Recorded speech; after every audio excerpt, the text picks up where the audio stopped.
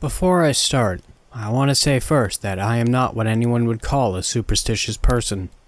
Not to say that I'm close-minded or anything. Least, I don't think so. So much as I've noticed that if you leave your mind open enough, your brains are liable to fall right out. So when you see what I'm about to tell all of you, I was told this was a community that tended to be less skeptical of strangeness. Y'all might understand why I've had so much trouble wrapping my head around what happened. That's the question I keep asking myself over and over. By the by, what in the hell happened? I can't explain it, no matter which way I look at it, and I've tried to, believe me. I've spent the past few nights unable to sleep, driving myself up the damn wall, trying to put a name and explanation to what happened. During the summer, I like to get outdoors every chance I get. Be it swimming, hiking, or camping, you're apt to find me somewhere outside more often than not. Last week, for example, I was out camping. Not in any official campgrounds, though where I live there are plenty to be found. That time around, I was itching for something with a bit more solitude, and a friend of mine had mentioned a lake they'd been to with good fishing. Safe to say, I was immediately interested. Do some fishing, maybe even catch something to cook up later in the evening. It sounded like a damn good time. Trouble was, when I finally had time to get out that way, I couldn't find the lake. I don't know if I misremembered the instructions my friend gave, or if maybe he's just crap at directions. But either way, I wound up in a foresty area with no lake in sight. It was a beautiful forest though, and even had this perfect glen to set up my tent. What was more interesting though, was the rock foundation I found. Well, I call it a formation, but it had obviously been set there. A fair long while ago too, if I'm any judge. It was this circle of stones, a perfect circle of them, and just a few steps beyond the circle was a large stone. I'd say 3 feet high maybe, and around 2 feet wide. It was dipped slightly in the center, almost looking like it was just waiting for someone to sit down in it. Y'all probably can guess what happened next, right? Of course, I sat in it. Who wouldn't? It was just so weird, and kind of funny at the time to find it there, just waiting for a butt to introduce itself. So I plunked myself right down and almost immediately felt uncomfortable. I'm not talking like it was an uncomfy sit for my fragile derriere. No, when I say it was uncomfortable, I mean I felt like I was a kid, caught with her hand in the cookie jar, you know? Like I had just done something very, very bad, and the adults had looked in just at the right time to see it. There was no reason for me to feel that way though, and being my stubborn self, I tried to ignore it.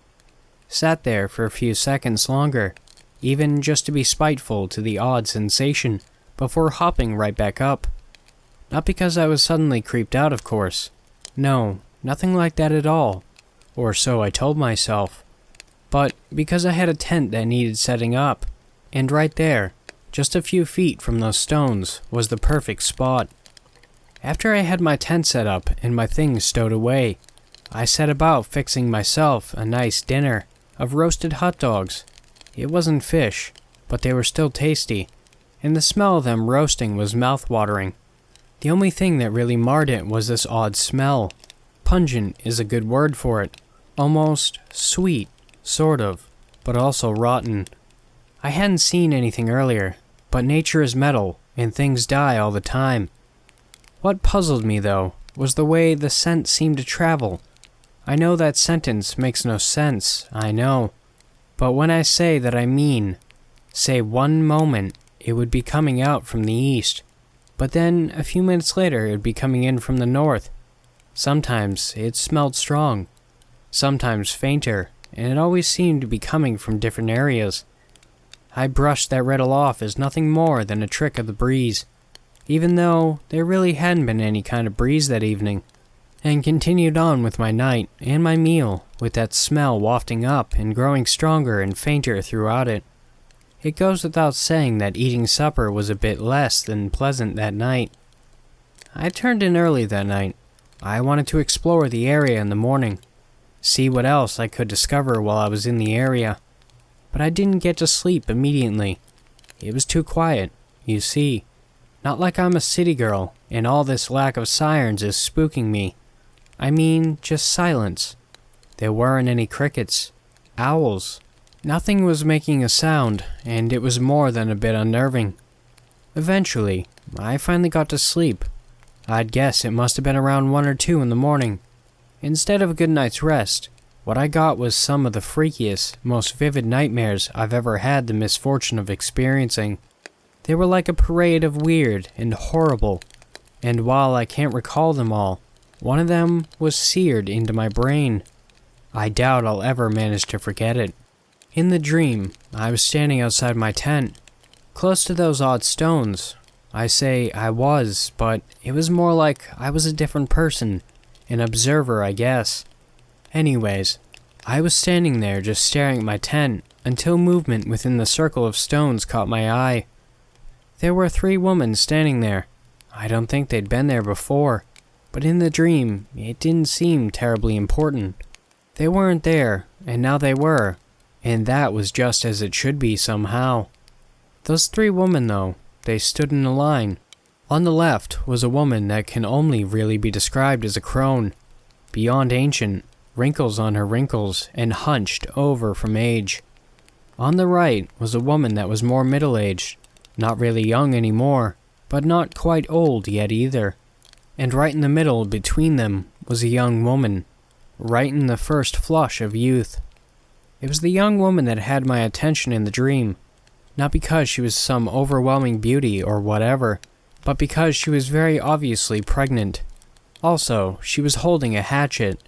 I know that seems like something I probably should have stated first, but again, in the dream, that was just oddly unimportant. As I watched them, it was the crone that spoke up first, uttering a single but very harsh no that seemed to reverberate in my mind and left me with a feeling like I should be ashamed of something. The second to speak was the middle-aged woman who, just like her elderly counterpart, spoke only that single no, this time leaving me feel like I should apologize, beg forgiveness for things I didn't even understand. It was then that middle woman spoke, her blank eyes staring into mine as she spoke too, echoing that single no each of them had uttered, hatchet in her hand lifting.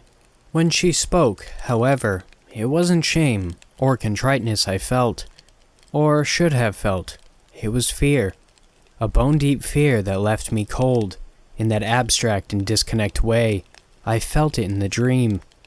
It was when the last echo of their single spoken word faded that the hatchet came down. Not on me, or on the 2 women. No, she brought it right down on her belly. There wasn't any blood, and this seemed somehow reasonable in the dream.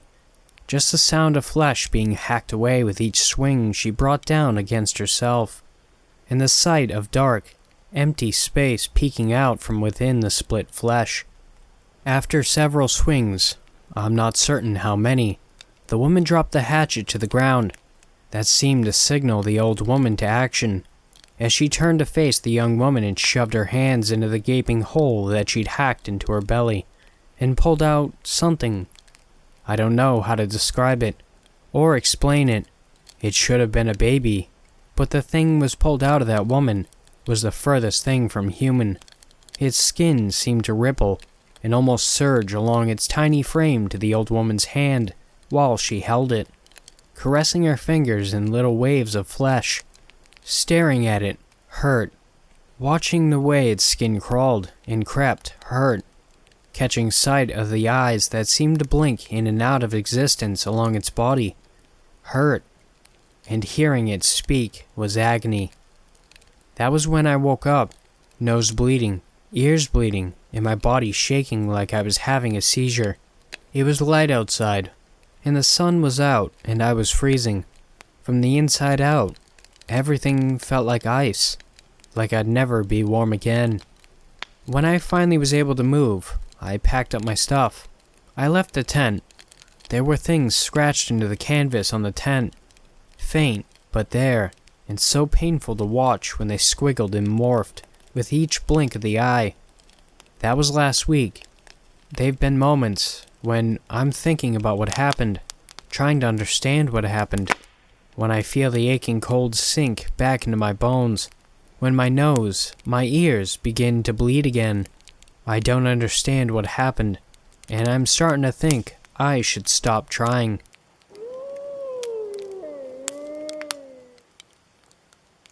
I've been trying lately to get more fit, just walking mostly in the countryside.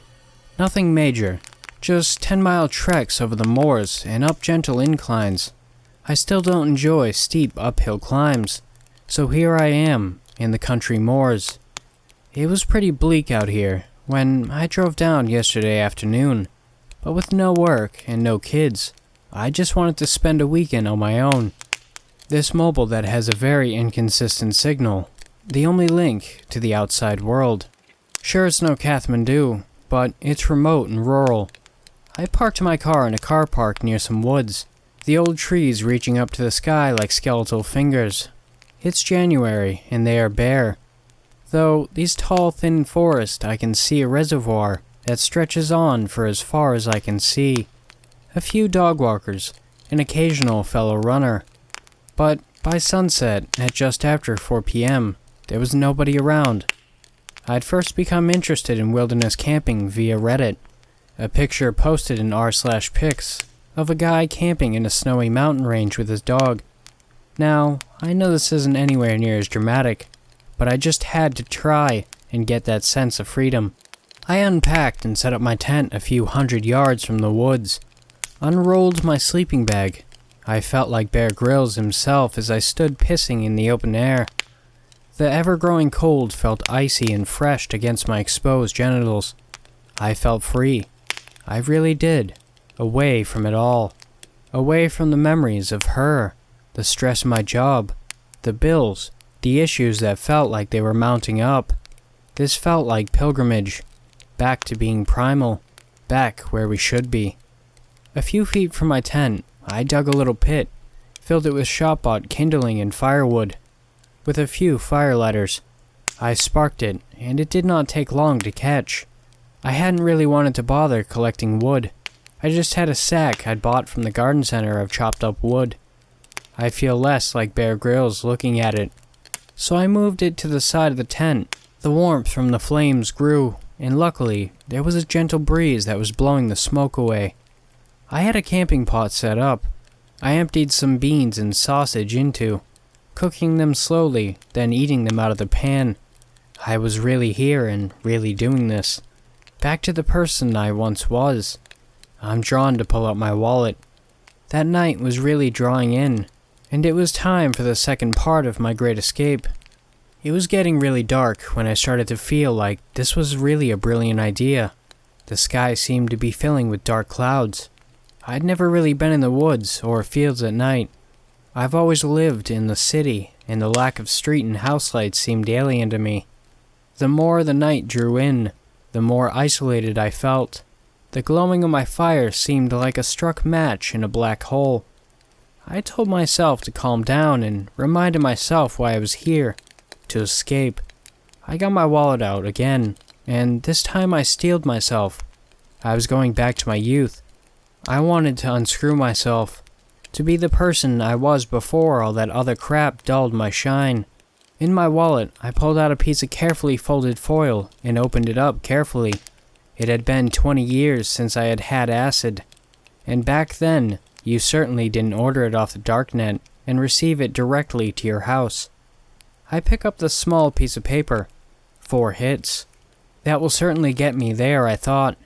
Putting it in my mouth, and then I just chilled out, watching the fire, staring up at the sky, waiting. After an hour, nothing had happened. I thought it must be crap or fake, or I had just been scammed. So, I'd chew up the remaining 3. It was pretty pointless, but worth a go in case the acid hadn't been laid evenly. Again, nothing really seemed to happen. I resigned myself to admit I was a foolish and lonely middle-aged man trying to relive my youth.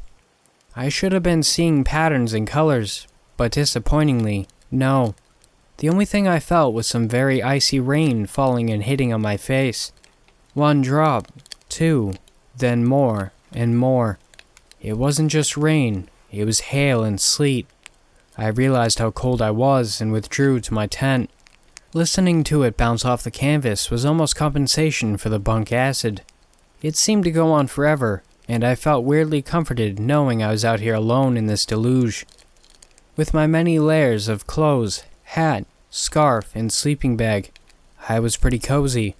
The light from my screen lit the area pretty dimly, and then the light from my phone got brighter, and brighter, and brighter. The constant pounding of the tent got deafening, and all of a sudden, I started feeling this creeping anxiety crawling up my spine. "Pete!" I heard a voice in the distance shout over the hail. My heart began to pound. What the hell? It sounded like they were by the tent. I opened it and peered out nervously. "Who is that?" I shouted, not knowing if it was worse to be answered or not. It reminded me of a quote from a Stephen King book I'd read as a kid. The people didn't dare open their curtains to peer out, for the fear there would be something peering back. I know that's not the exact quote, but I'm finding it hard to think. Who is it? I shout. The wintry deluge had calmed, and now large snow fell in heavy flakes, where I'd been able to see for miles in the day. Now I could only see feet in front of me. I looked at my watch, unsure what to expect. Was it 4 a.m., 8 p.m.? It was impossible to tell in this dark. I focused my eyes, which now seemed to be blurring. It was 7:30 p.m. What the hell? I knew I'd taken the acid, the first lot at 6 p.m. When had I taken the second lot? Time was becoming confusing. Why had I thought an hour had passed? With each minute that passed, this massive anxiety was taking over me. This acid. "We're over here! Help us!" I heard someone shout. "Peter! Peter! Peter!" The voice was sounding distant, then close. I panicked and drew back into the tent. I didn't want to know who was out there, and how did they know who I was? I pulled out the sharp hunting knife I'd bought at Army and Navy. If whoever it was wanted trouble, they would get it. My eyes felt like they were dragging, moving slower, and in the dark, I could see strange shapes and colors. What was I thinking? I closed my eyes, but kept getting this strange thing where I'd think I was back at the old house with her. Her. There comes a point with psychedelic drugs where you can no longer fight it. Her. Her breathing body was here beside me. I reached out to grab her, to shake her awake and tell her I was freaking out. Then, I heard the voice again. Or was it voices? Whispering outside the tent, just out of earshot, but definitely there. I was flailing around trying to grab at her, when all of a sudden, I felt like I was falling down into a black hole. But it wasn't black, it was beautiful. Patterns and colors devoured me as I fell into nothingness. There was no longer me, this tent, voices, nothing. I woke up spread eagle, stretched over all my belongings. It took me a few minutes to realize it was daylight. A few more to realize I was in my tent, and then a couple more to even begin to understand what had happened. I quickly grabbed my phone, that was over to the side of me. I began to type out, "What are you reading now?" What an epic trip. I felt what I'd hoped for, renewed. I planned to pack up, then go for a long walk and process what had happened. I unzipped the tent, and I was somewhat bemused to see that it had genuinely snowed. I thought I'd imagined it. I crawled out like the chubby person I am, and stood up, stretched, and realized I was still tripping a bit. Everything looked so beautiful, covered in white snow. It was just like the picture on Reddit, minus the dog. As I took a pee, I noticed something. In the crisp white snow there were footprints. I must have been wandering in the midst of my hallucinations. Had I been out walking and not remembered? I shook myself off and put myself away and went to look at these footsteps closer. To my complete horror, I saw these tracks definitely weren't my size 10 boots. Some were a lot smaller, some bigger. They led up to my tent and away in snaking patterns as though wandering around and around my temporary dwelling. I looked around, scanning the distance. I couldn't see anything suspicious. No runners or dog walkers. I looked down and the tracks were gone. Still tripping, I told myself flatly, had someone been here? I remembered the voices, but in hindsight, I just thought it was my imagination. LSD used to give me a bit of psychosis back in the day. Paranoia, auditory hallucinations. I had just put it down to that. But here I was, looking at the tracks. This really screwed up the other thing I had to do. I needed to know I was alone. Now, I felt like I was being watched. I anxiously packed up my camp and carried my stuff to the car. The acid was lingering, and I had a bad feeling now. I hadn't really gained the spiritual insight I'd hoped. Now, I was starting to feel dirty. I opened the boot and forced myself to look in. Rolled up in a piece of tarpaulin, she was there. I'd come to escape the feelings I had stood here, but it was like it all felt more real, more vivid now. The acid, the trip to this place I'd visited as a teenager with my friends to pick mushrooms and drink cider. It was all a futile attempt to turn back the clock. There was no unscrewing me. No going back to the person I was. I checked around me to make sure nobody could see me, and that, in reality, nobody was there. I uncovered her now pale and cold carcass. As coldly as I strangled her, brought her up here like a silent companion, I robotically pulled her from the vehicle. Watching her flop on the snow, I began my third task. If I can't erase what I've done, then I must at least bury it.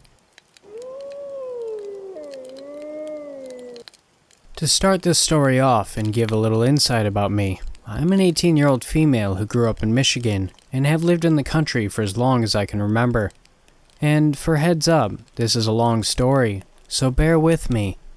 On one particular hot summer weekend, me and a couple of friends, including my boyfriend Tony and my older brother Brad, decided we were going to go camping for the weekend since it was such a nice warm week.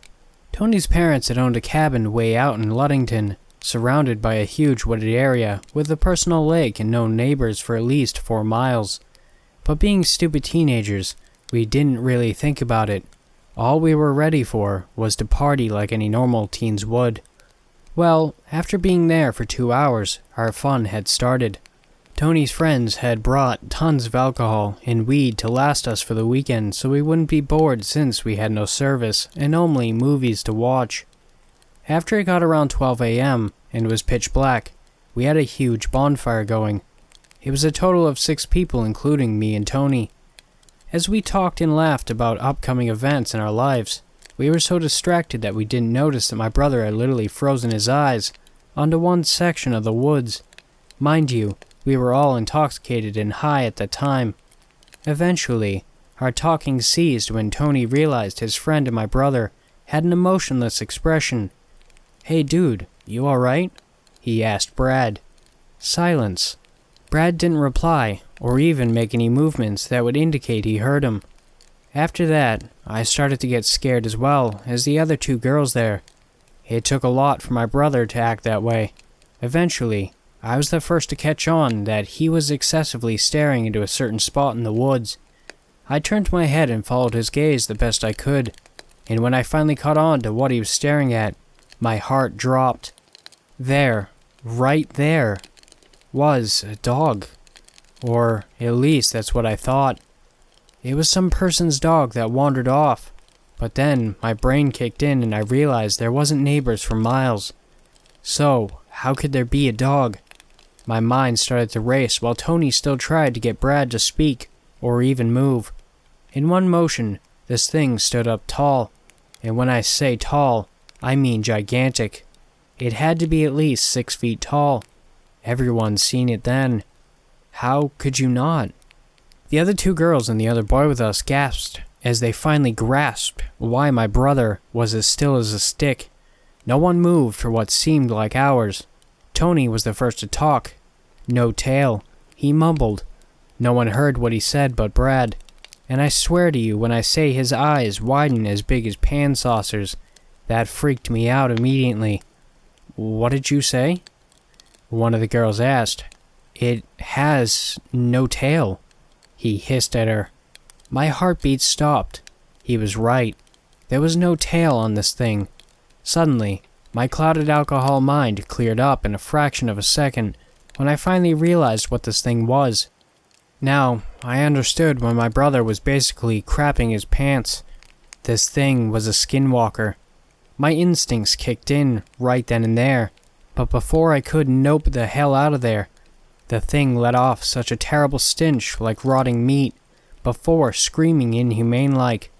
The sound was enough to scare the hell out of everyone.